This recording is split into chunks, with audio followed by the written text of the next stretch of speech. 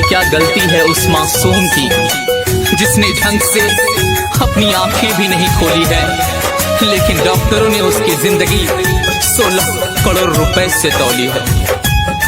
खुशी recording studio Patna.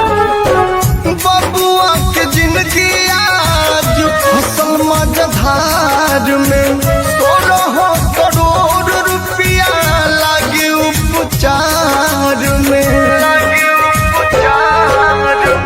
बबुआ के जिंदगी आज फसल मझधार में 16 करोड़ रुपया लागे उपचार में।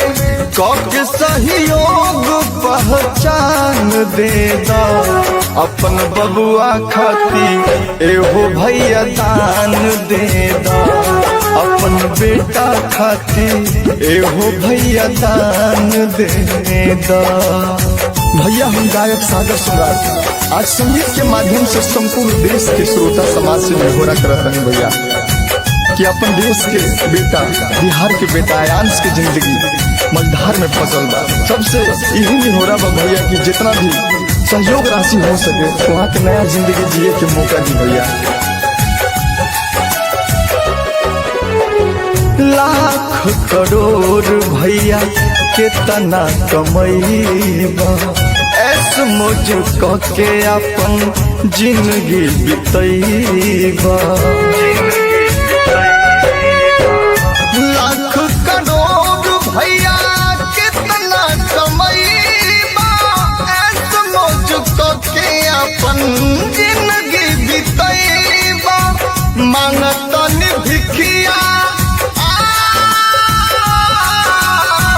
मांगतन भिखिया सान कैदा अपन बेटा खातिर एहो भैया दान दे दा अपन बेटा खातिर एहो चाचा दान दे दा।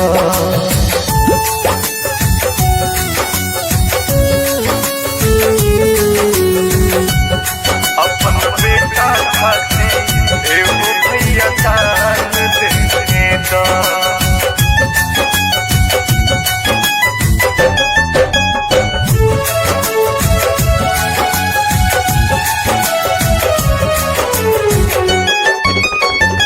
केहू के सेवा कैल होला नहीं पाप हो। भूली हो न बात एक दिन बनब तू बाप हो। केहू के सेवा कैल होला नहीं पाप हो। भूली हो न बतिया एक दिन बनब तू बाप हो। बतिया सम्राट के बतिया भरत के ध्यान दे दा अपन बबुआ खातिर एहो भैया दान दे दा अपन बेटा खातिर एहो चाचा दान दे दा।